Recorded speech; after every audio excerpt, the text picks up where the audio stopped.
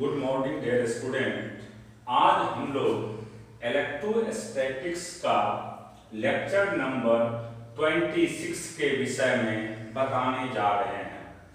सबसे पहला चीज है कि ये जो आज क्लास होने वाले हैं इसमें कुछ इंपॉर्टेंट पहलू को अभी हम बताने वाले हैं। जैसे याद होगा जिस समय में हमने आप लोग को इलेक्ट्रिक लाइन ऑफ फोर्स के विषय में बताए थे तो हमने आप लोग को ये भी कॉन्सेप्ट क्लियर किए थे कि अगर इलेक्ट्रिक लाइन के डायरेक्शन में चलते हैं तो पोटेंशियल का वैल्यू डिक्रीज करता है। क्या होता है? डिक्रीज करता है। तो जैसे मान लीजिए ये कोई इलेक्ट्रिक लाइंस है, ये इंपॉर्टेंट कॉन्सेप्ट है। ये इलेक्ट्रिक लाइंस ऑफ फोर्स है, ये इलेक्ट्रिक लाइंस है। अब देखिए इलेक्ट्रिक लाइंस पे 3 पॉइंट है आपके पास। मान लीजिए यहां पे एक पॉइंट ऐसे इस तरह से, मान लीजिए इस पॉइंट का नाम हम ए दे देते हैं, इसका नाम बी दे दिए हैं और इस पॉइंट का नाम हम लोग मान लीजिए या इस पॉइंट का नाम हमने सी दे दिया है। अब देखिए इसमें क्वेश्चन पूछा जाता है टू फाइंड, क्वेश्चन है ये, to find the relation between, to find the relation between the potential। देखिए पोटेंशियल कहिए या इलेक्ट्रिक पोटेंशियल कहिए, बात बराबर है। अब देखिए ये इलेक्ट्रिक लाइंस के डायरेक्शन में चल रहा है। हमने अभी तुरंत बताया कि अगर इलेक्ट्रिक लाइंस के डायरेक्शन में चलता है तो पोटेंशियल धीरे धीरे डिक्रीज करते हैं। इसका मतलब है कि हम इधर बढ़ रहे हैं इसलिए इसका पोटेंशियल ज्यादा होगा और इसका पोटेंशियल कम होगा। लेकिन ए और बी दोनों जो पॉइंट है वह वाई एक्सिस पे है। ध्यान में ये भी रखिएगा कि अगर electric lines Y X axis के अबाउट है, इलेक्ट्रिक लाइंस एक्स एक्सिस के अबाउट है तो वाई एक्सिस के पैरेलल जो भी लाइन होंगे एक ही लाइन के हर एक पॉइंट पे पोटेंशियल का वैल्यू आपको हमेशा क्या होगा? सेम होगा। तो यहाँ पे ये जो लाइन दिख रहा है आप लोग को, ये पैरेलल है किस एक्सिस के? वाई एक्सिस के। ये लाइन AB जो लाइन है ये पैरेलल है, या मान लीजिए इस लाइन को हम फर्स्ट नाम देते हैं और इसका नाम सेकेंड देते हैं। तो देखिए फर्स्ट लाइन के हर एक पॉइंट पे पोटेंशियल का वैल्यू ऑलवेज क्या होगा? सेम होगा। उसी तरीका से सेकेंड लाइन के हर एक पॉइंट पे पोटेंशियल का वैल्यू क्या होगा? सेम होगा। तो आप बता सकते हैं यहाँ पे ए और बी में दोनों का पोटेंशियल क्या होगा? सेम होगा। ये क्वेश्चन IIT में 12th बोर्ड में भी बराबर पूछा जाता है। तो पोटेंशियल ऑफ ए बराबर पोटेंशियल ऑफ क्या होगा बाबू? बी। लेकिन जैसे ही हम आगे के तरफ जाते हैं पोटेंशियल का वैल्यू डिक्रीज करता है तो फर्स्ट लाइन के हर एक पॉइंट पे पोटेंशियल सेम होगा, सेकेंड लाइन के हर एक पॉइंट पे पोटेंशियल सेम होगा। लेकिन जैसे ही हम बढ़ेंगे पोटेंशियल डिक्रीज करेगा। इसका मतलब इसका पोटेंशियल जो है वह ज्यादा होगा किसके रिस्पेक्ट में? सी के रिस्पेक्ट में। ये इंपॉर्टेंट क्वेश्चन है, इस पे बराबर आपसे न्यूमेरिकल पूछा जाएगा। एक और कॉन्सेप्ट की बात अभी हम करने वाले हैं। देखिए वह कॉन्सेप्ट क्या है, ये क्लियर हो गया। फर्स्ट लाइन के हर एक पॉइंट पे पोटेंशियल का वैल्यू सेम होगा, सेकेंड लाइन के हर एक पॉइंट पे पोटेंशियल का वैल्यू सेम होगा। लेकिन जैसे ही हम किधर बढ़ेंगे बाबू? इलेक्ट्रिक लाइंस के डायरेक्शन में बढ़ेंगे, इलेक्ट्रिक पोटेंशियल का वैल्यू डिक्रीज करना स्टार्ट कर देता है और कंटिन्यूअस ये डिक्रीज होते चला जाता है। अब इसके बाद एक रिलेशन है, बहुत इंपॉर्टेंट रिलेशन है। देखिए क्या रिलेशन है उसी को बता रहे हैं हम। रिलेशन बिटवीन, ये इंपॉर्टेंट रिलेशन है, relation between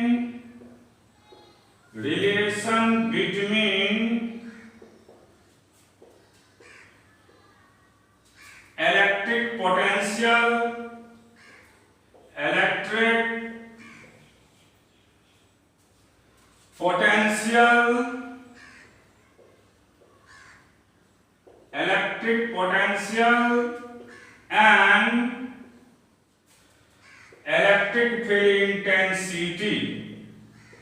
Electric field intensity. Relation between electric potential and electric field intensity. समझिए इसको, ये बहुत इंपॉर्टेंट कॉन्सेप्ट है। जैसे हम इलेक्ट्रिक लाइंस के डायरेक्शन में चल रहे हैं बाबू, ये है इलेक्ट्रिक लाइंस। इलेक्ट्रिक लाइंस के डायरेक्शन में चलेंगे, देख रहे हैं आप लोग, ये इलेक्ट्रिक लाइंस के डायरेक्शन में चल रहे हैं। मान लीजिए ये 1 है और ये 2 है। अब बीच का डिस्टेंस मान लीजिए ये डिस्टेंस d है, ये डिस्टेंस आपका क्या है d। तो अब ध्यान देने बात है, अभी जस्ट पढ़ाए हैं कि इलेक्ट्रिक लाइंस के डायरेक्शन में चलने पे पोटेंशियल का वैल्यू डिक्रीज करता है। इसका मतलब सबसे ज्यादा पोटेंशियल किस पॉइंट का होगा, 1 का, उसके बाद 2 का होगा। यहाँ पे कोई पूछ देगा किसका पोटेंशियल बड़ा होगा, तो आप कहिएगा V1 का वैल्यू हमेशा ग्रेटर होगा किससे, V2 से। क्यों, तो कहिएगा इलेक्ट्रिक लाइंस के डायरेक्शन में चलने पे पोटेंशियल का वैल्यू हमेशा क्या होता है, डिक्रीज करता है। तो यहाँ पे ये तो कॉन्सेप्ट क्लियर हो गया कि इलेक्ट्रिक पोटेंशियल V1 का वैल्यू बड़ा होगा V2 से। अब दूसरा पॉइंट ये है कि V1 माइनस V2 का वैल्यू तो प्लस होगा। ये होता है हमेशा इलेक्ट्रिक फील्ड इंटेंसिटी इनटू बीच का सेपरेशन। क्लियर हो गया, ये बहुत इंपॉर्टेंट कॉन्सेप्ट है, इस पे भी बराबर क्वेश्चन पूछे जाते हैं। डेरिवेशन मत करिएगा, अगर जब भी आपसे कोई पूछेगा कि इलेक्ट्रिक पोटेंशियल और इलेक्ट्रिक फील्ड इंटेंसिटी में क्या रिलेशन है, तो आप सिंपल याद रखेंगे V1 माइनस V2 का सिंपल वैल्यू होता है इलेक्ट्रिक फील्ड इंटेंसिटी इनटू बीच का separation. Electric field intensity into बीच का सेपरेशन। पॉइंट क्लियर हो गया, इस चीज को याद रखिएगा कि इलेक्ट्रिक पोटेंशियल और इलेक्ट्रिक फील्ड इंटेंसिटी में एक ही रिलेशन है। V1 माइनस V2 का सिंपल वैल्यू होता है E into D. V1 minus V2 का सिंपल वैल्यू होता है E इंटू डी। क्लियर हो गया, इस कॉन्सेप्ट को आप लोग समझ चुके हैं। अब इसके आगे हम नेक्स्ट कॉन्सेप्ट की बात कर रहे हैं, अभी समझाते हैं जस्ट। देखिए, अब इसके बाद आप लोग को समझना है इक्विपोटेंशियल सरफेस के विषय में। इक्यू नाम से क्लियर है, इक्यू, इक्यू का मतलब होता है इक्वल। इक्यू का मतलब इक्वल। अगर जहां पे जिसके हर एक पॉइंट पे पोटेंशियल का वैल्यू सेम होता है, उसी को हम किसके नाम से जानते हैं, इक्विपोटेंशियल सरफेस के नाम से। सिंपली रट जाइएगा कि जिसके हर एक पॉइंट पे किसका वैल्यू सेम होता है, पोटेंशियल का वैल्यू सेम होता है, उसी को क्या कहते हैं हम लोग, इक्विपोटेंशियल सरफेस। तो देखिए, equipotential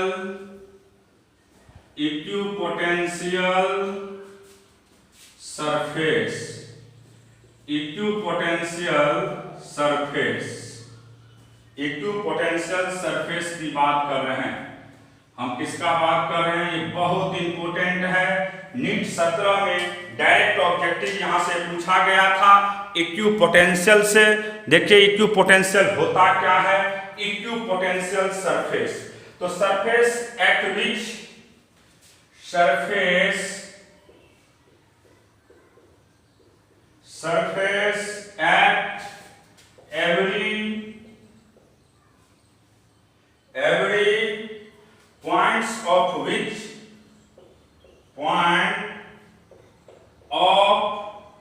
which potential remains same, potential remains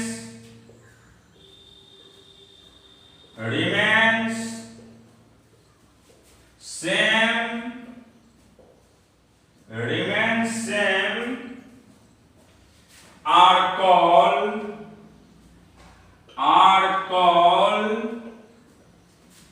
equipotential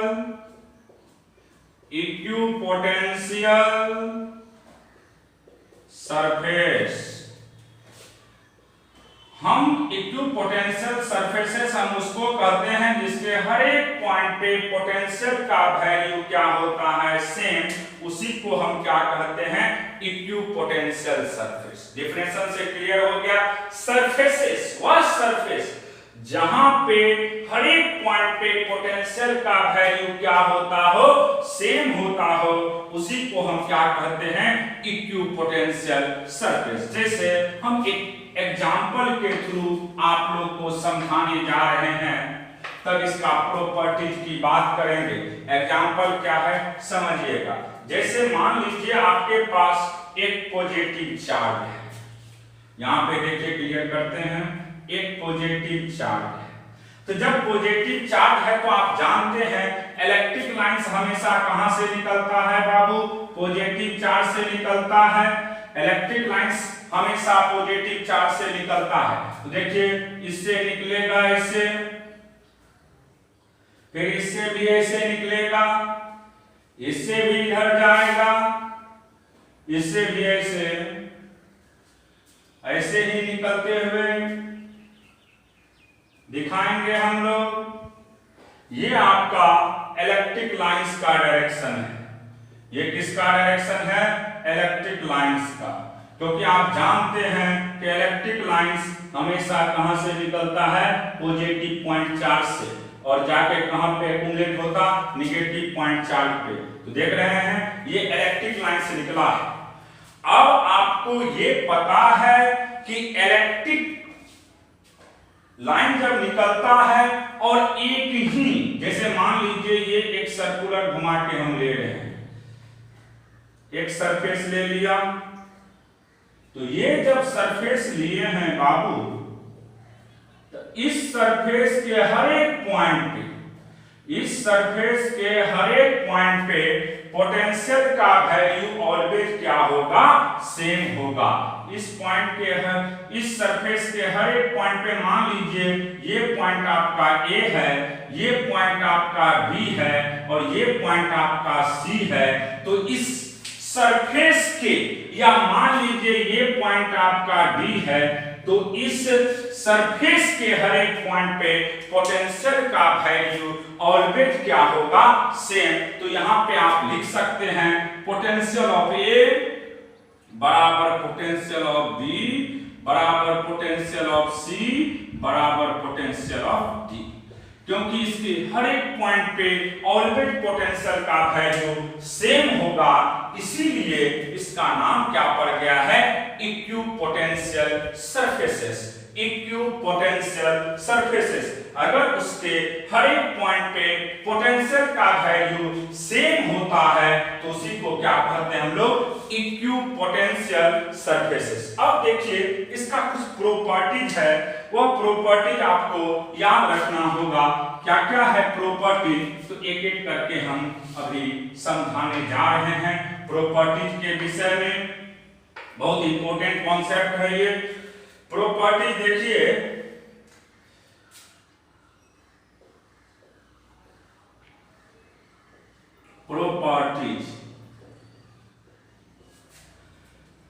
properties में पहला प्रॉपर्टीज है इसमें, change in potential is zero. Change in potential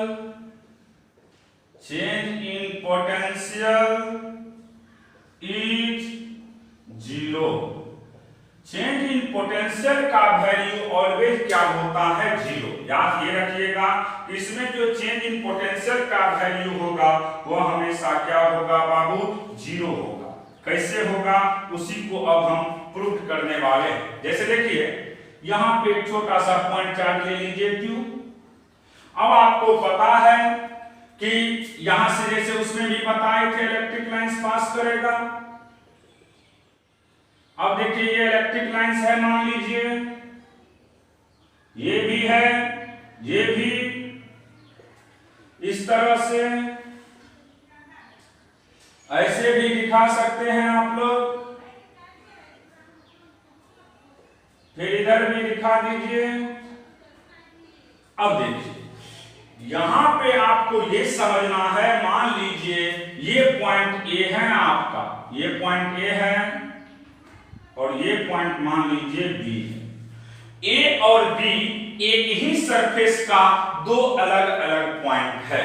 ए और बी एक ही सरफेस का दो अलग अलग पॉइंट है। तो आप अभी पढ़े हो कि अगर कोई भी सरफेस होते हैं तो एक सरफेस के हर एक पॉइंट का पोटेंशियल का वैल्यू ऑलवेज क्या होता है, सेम होता है। इसका मतलब हम कह सकते हैं यहाँ पे पोटेंशियल ऑफ ए बराबर potential of B.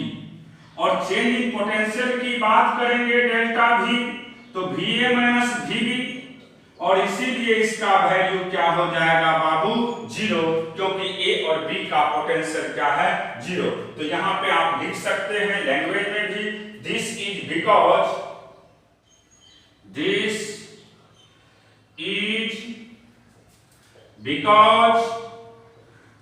The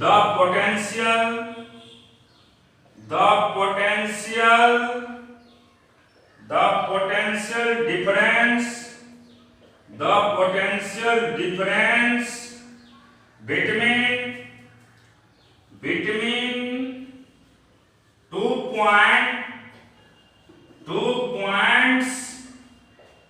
points A and B is same, that is delta V का वैल्यू क्या होगा आपको, जीरो। क्योंकि आप देख रहे हैं A और B दोनों पॉइंट का पोटेंशियल का वैल्यू सेम है, इसीलिए चेंज इन पोटेंशियल का वैल्यू निश्चित क्या हो जाएगा, आपको जीरो हो जाएगा। ये कॉन्सेप्ट आपका क्लियर हो गया है। ये था पहला प्रॉपर्टी कि इक्विपोटेंशियल सरफेस पे पोटेंशियल जो दो पॉइंट का होगा वह ऑलवेज सेम होगा, और वहां पे चेंज जो पोटेंशियल में होगा उसका वैल्यू क्या लेंगे, जीरो लेंगे। आपको दूसरा जो एप्लीकेशन है यही नीट 17 में पूछा भी था। दूसरा application, work done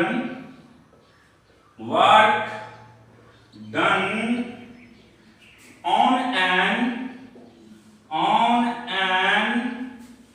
equipotential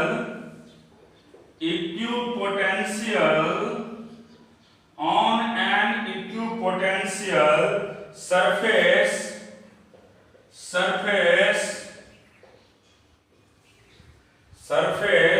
is always zero,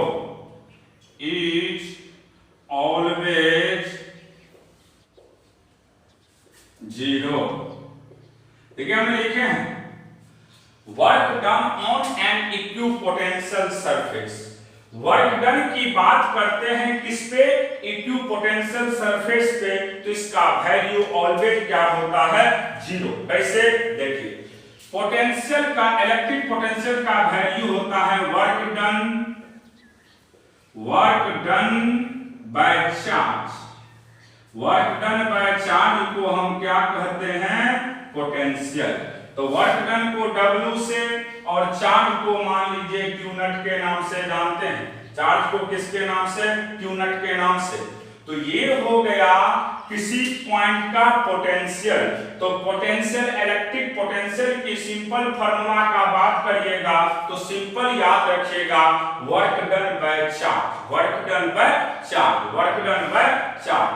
अब चेंज इन पोटेंशियल की बात करते हैं हम, तो change in work done upon charge, change in work done upon charge.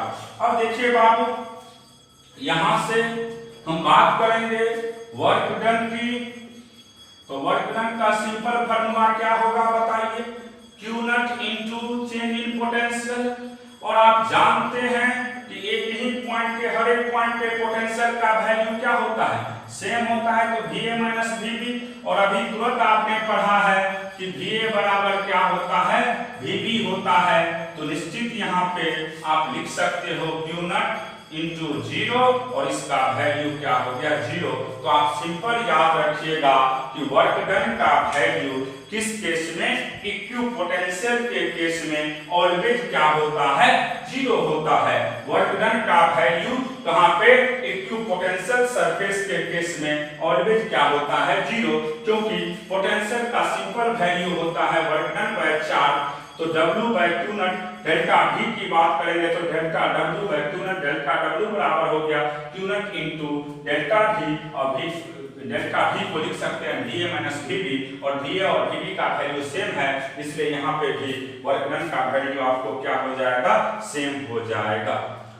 तीसरा जो प्रॉपर्टीज है, ये 12th बोर्ड में, 12th के बोर्ड में, चाहे वो CBSE का बोर्ड हो, ICIC का बोर्ड हो या IIT के ऑब्जेक्टिव में भी ये क्वेश्चन पूछा हुआ है। देखिए तीसरा प्रॉपर्टीज क्या कहता है, तीसरा प्रॉपर्टी ये 2 मार्क्स में आपको 12th के बोर्ड में पूछ भी देता है। Electric field is always perpendicular, electric field is always perpendicular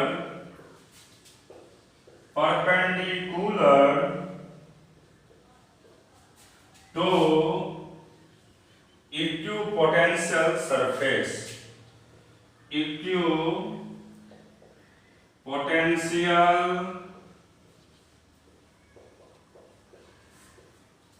surface. देखिए हमने लिखे हैं electric field is always perpendicular to equipotential surface. Electric field जो है बाबू वह हमेशा परपेंडिकुलर होता है किस पे, इक्विपोटेंशियल सरफेस पे। तो इसका प्रूफ ये बोर्ड में, CBSE बोर्ड में बराबर क्वेश्चन देता है कि इलेक्ट्रिक फील्ड जो इक्विपोटेंशियल सरफेस से पास करते हैं वह कैसा होता है, हमेशा परपेंडिकुलर होता है। इसको अभी हम प्रूव करने जा रहे हैं, देखिए कैसे प्रूव्ड होता है।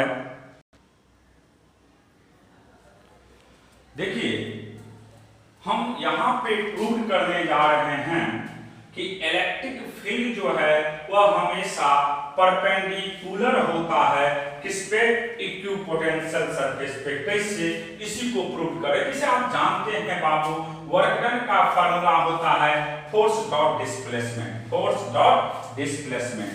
ये वर्क डन का सिंपल फार्मूला आप जानते हैं, force dot displacement.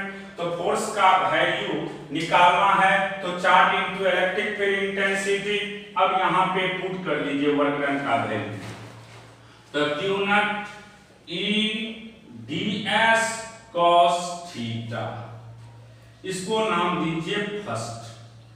Work done का सिंपल वैल्यू हो गया, क्योंकि F डॉट ds है तो Fx cos थीटा होता है, और F का वैल्यू जानते हैं आप Q not E into dx cos theta. फिर आपको अभी तुरंत पढ़ाए हैं we know that, देखिए क्या पढ़ाए हैं अभी जस्ट हमने, we know that पोटेंशियल का सिंपल वैल्यू हो, या वर्क डन की बात करिएगा तो वर्क डन का या चलो पोटेंशियल ही लिख देते हैं पहले, वर्क डन बाय चार्ज। तो वर्क डन का वैल्यू क्या हो गया, Q naught into V। Delta W की बात करेंगे तो Q naught into delta V, इसका नाम दीजिए सेकेंड। अब देखिए ध्यान से फर्स्ट और सेकेंड को जब आप कंपेयर करते हैं फर्स्ट और सेकेंड को जब आप कंपेयर करिएगा,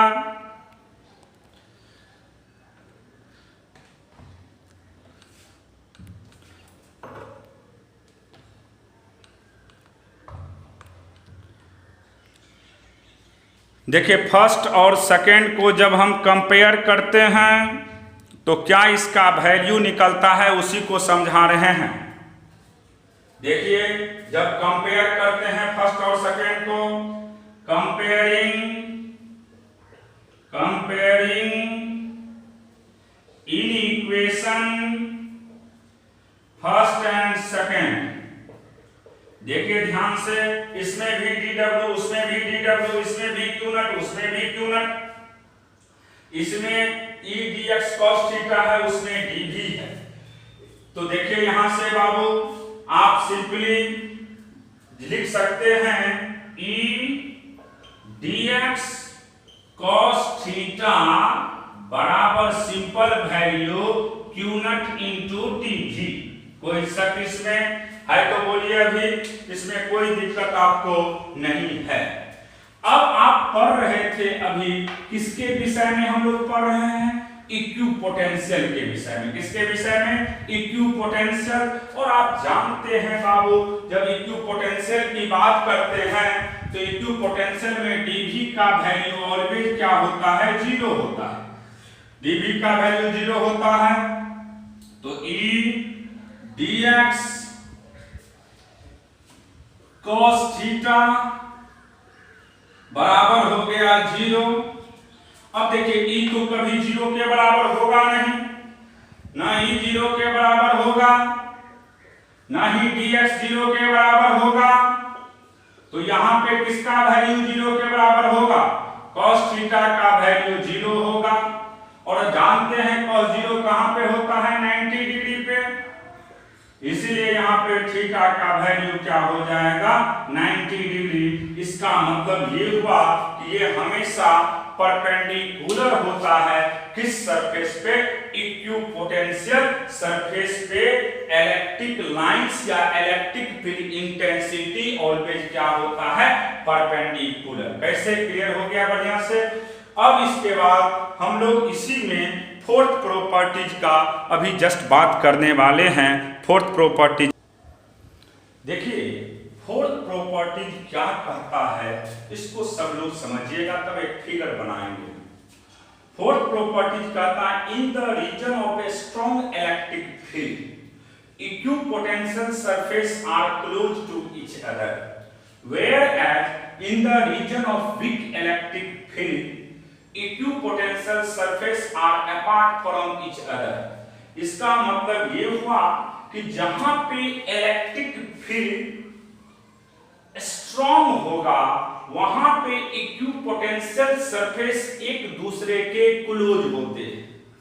जहां पे इलेक्ट्रिक फील्ड स्ट्रॉन्ग होगा वहां पे इक्विपोटेंशियल सरफेस जो है वह क्लोज होता है एक दूसरे का, और जहां पे इलेक्ट्रिक फील्ड वीक होगा वहां पे ये जो इक्विपोटेंशियल सरफेस है वह दूर रहता है। क्लियर हो गया, इस पॉइंट को आप लोग समझ गए हैं। जहां पे ध्यान में ये रखना है कि स्ट्रॉन्ग इलेक्ट्रिक फील्ड होगा वहां पे इक्विपोटेंशियल सरफेस एक दूसरे के क्लोज होंगे, और जहां पे वीक इलेक्ट्रिक फील्ड होगा वहां पे निश्चित है ये एक दूसरे से दूर रहेगा। कैसे, तो इसी के लिए हम एक अभी फिगर बनाने जा रहे हैं, आप लोग को अभी समझाते हैं। जैसे मान लीजिए हम बात करने वाले हैं इसमें डायपोल का केस, 4 डायपोल। देखिए डायपोल की बात कर रहे हैं, 4 डायपोल। डायपोल के विषय में आप जानते हैं कि एक प्लस चार्ज होता है तो दूसरा कौन सा चार्ज होता है, माइनस। एक प्लस तो दूसरा माइनस। तो देखिए ध्यान से, यहां पे प्लस चार्ज लीजिए और यहां पे आप माइनस चार्ज दे दीजिए, प्लस माइनस। अब देखिए इलेक्ट्रिक लाइंस प्लस से निकलता है माइनस पे जाता है, फिर इसमें भी इसमें भी इस तरह से, फिर उसके बाद इसमें भी इस तरह से जा रहा है। ऐसे गया इलेक्ट्रिक लाइंस। अब देखिए इधर ऐसे, इसमें भी ऐसे, इस तरफ जाएगा, फिर इसमें इस तरफ से, यहां पे आएंगे ऐसे,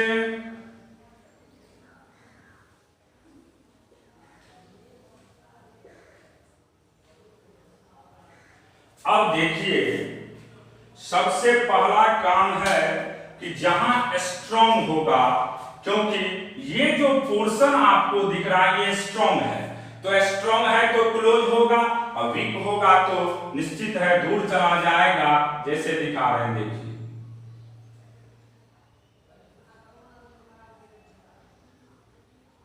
ये स्ट्रॉन्ग है तो एक दूसरे के क्लोज होंगे,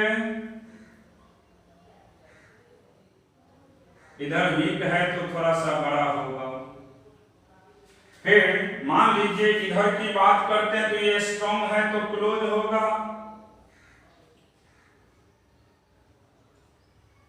और ये वीक है तो इस तरह से होगा। फिर इसमें भी वही कहानी होगा, ये स्ट्रॉन्ग है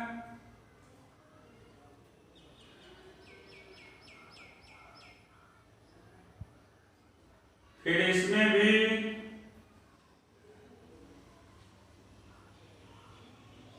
तो याद रखिएगा जहां पे इलेक्ट्रिक फील्ड इंटेंसिटी स्ट्रॉन्ग होते हैं वहां पे इक्विपोटेंशियल सरफेस एक दूसरे के क्लोज होते हैं, और जहां पे स्ट्रॉन्ग नहीं होता है वहां पे ये एक दूसरे के क्या होते हैं, दूर हो जाते हैं। तो इस चीज को आप लोग ध्यान में रखिएगा। क्लियर हो गया कॉन्सेप्ट कि जहां पे इक्विपोटेंशियल सरफेस स्ट्रॉन्ग होगा, जहां पे इलेक्ट्रिक फील्ड इंटेंसिटी स्ट्रॉन्ग होंगे वहां पे इक्विपोटेंशियल सरफेस एक दूसरे के क्लोज होंगे, जहां पे वीक होगा वहां पे ये निश्चित क्या हो जाएगा, दूर हो जाएगा। इस कॉन्सेप्ट को आप लोग ध्यान में रखिएगा। ये फोर्थ एप्लीकेशन था। अब हम इसमें कुछ और चीज आप लोग को अभी समझाने जा रहे हैं। अगर यूनिफॉर्म इलेक्ट्रिक फील्ड होगा, for uniform electric field, for uniform electric field,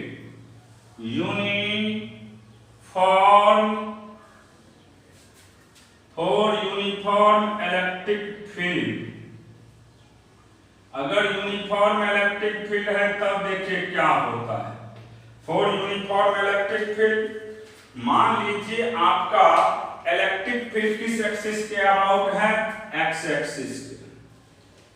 ये इलेक्ट्रिक फील्ड आपका एक्स एक्सिस के अबाउट है। यूनिफॉर्म का मतलब होता है इक्वल डिस्टेंस पे होना चाहिए तीनों, तो देख रहे हैं आप लोग तीनों इक्वल डिस्टेंस पे है, इसलिए इसका नाम क्या पड़ गया है, यूनिफॉर्म। अगर आपके पास यूनिफॉर्म है तब देखिए क्या हम लोग करते हैं, समझिएगा इस चीज को। इलेक्ट्रिक फील्ड किस एक्सिस के अलोंग है, एक्स एक्सिस के अलोंग है। इलेक्ट्रिक फील्ड आपका एक्स एक्सिस के अलोंग है, इलेक्ट्रिक फील्ड एक्स एक्सिस के अलोंग है, तो निश्चित आपका कौन चीज बाबू, अगर हम बात करते हैं प्लेन का तो प्लेन निश्चित वाई जेड एक्सिस के अलोंग होगा। ये किस तरफ होगा, वाई जेड एक्सिस के अलोंग होगा। फिर इसी तरीका से अगर यहां पे देखते हैं हम लोग,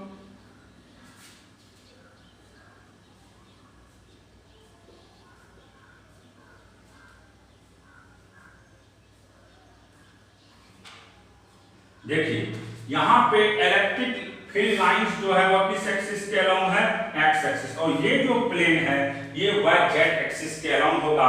इसका मतलब है कि इलेक्ट्रिक फील्ड इक्विपोटेंशियल सरफेस पे हमेशा परपेंडिकुलर होता है, क्योंकि ये भी एक इक्विपोटेंशियल सरफेस है, प्लेन इक्विपोटेंशियल सरफेस है, और इस पे ये कैसे पास कर रहा है, परपेंडिकुलर। तो यहाँ पे हम लिख सकते हैं planar symmetry, planar symmetry.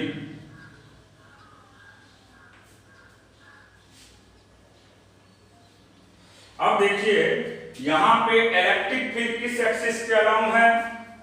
If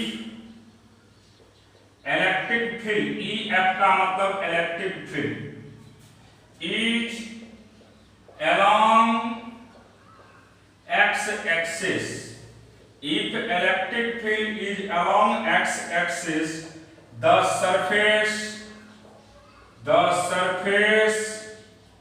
are along yz plane। Electric field अगर x एक्सिस के along है तो सरफेस निश्चित किस प्लेन में होगा? yz प्लेन में होगा। अगर इलेक्ट्रिक फील्ड x एक्सिस के अलोंग है तो याद रखिएगा ये निश्चित किस प्लेन में होगा? yz प्लेन में होगा। क्लियर हो गया? अगर इलेक्ट्रिक फील्ड आपको किस एक्सिस के अलोंग है? x एक्सिस के अलोंग है तो सरफेस जो है वह निश्चित किस प्लेन में होगा? yz के प्लेन के अलोंग होगा। अब देखिए एक point, equipotential surface parallel to the equipotential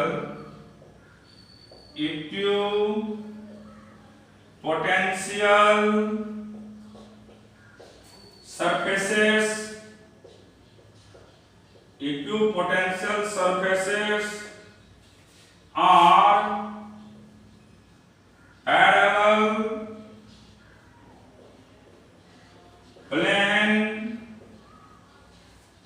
with their surface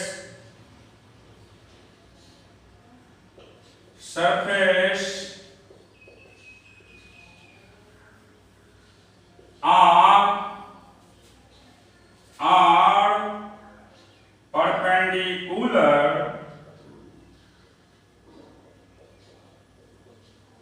to electric field. अभी तुरंत भी बोले थे हमने कि इलेक्ट्रिक फील्ड जो है इक्विपोटेंशियल सरफेस पे हमेशा क्या होता है? परपेंडिकुलर होता है। इसका मतलब ये हुआ कि इलेक्ट्रिक लाइंस जो निकलेगा किससे? इक्विपोटेंशियल सरफेस से, वह हमेशा कैसे निकलता है? परपेंडिकुलर। कैसे निकलता है? परपेंडिकुलर। तो ये था आपका इक्विपोटेंशियल सरफेस। और उस प्रॉपर्टीज के विषय में हमने बताए। इक्विपोटेंशियल सरफेस का हमने 4 प्रॉपर्टीज पढ़ाए। पहला प्रॉपर्टीज हमने बताए थे कि चेंज इन पोटेंशियल का वैल्यू 0 होता है। दूसरा प्रॉपर्टीज हमने पढ़ाए थे कि इसमें वर्क डन का वैल्यू ऑलवेज 0 होता है। तीसरा प्रॉपर्टीज पढ़ाए हमने कि इलेक्ट्रिक लाइंस जो है इक्विपोटेंशियल सरफेस को कैसे इंटरसेक्ट करता है? तो परपेंडिकुलर, उसको हमने प्रूव किए। और चौथा प्रॉपर्टी पढ़ाए कि जहां पे स्ट्रॉन्ग इलेक्ट्रिक फील्ड होगा वहां पे इक्विपोटेंशियल सरफेस एक दूसरे के क्लोज होते हैं, और जहां पे वीक होता है वहां पे दूर दूर रहता है। तो ये आपका आज का जो टॉपिक था वह इक्विपोटेंशियल के विषय में पढ़ाया जा रहा था। अब इसके अगले कॉन्सेप्ट को हम अगले दिन पढ़ाएंगे। इसमें जो आते ही हमने सबसे पहला चीज पढ़ाए थे कि इलेक्ट्रिक लाइंस के डायरेक्शन में चलने पे पोटेंशियल का वैल्यू डिक्रीज करता है। क्या होता है? डिक्रीज करता है। तो हमने दिखाए भी थे कि अगर इलेक्ट्रिक लाइंस x एक्सिस के अलोंग है और हम y एक्सिस के पैरेलल लाइन खींचते हैं तो y एक्सिस के पैरेलल हर एक पॉइंट पे इलेक्ट्रिक पोटेंशियल का वैल्यू हमेशा क्या होता था? सेम होता था। तो आज तक का क्लास यहीं पे ड्रॉप करते हैं, अगले दिन इसके आगे पढ़ाया जाएगा।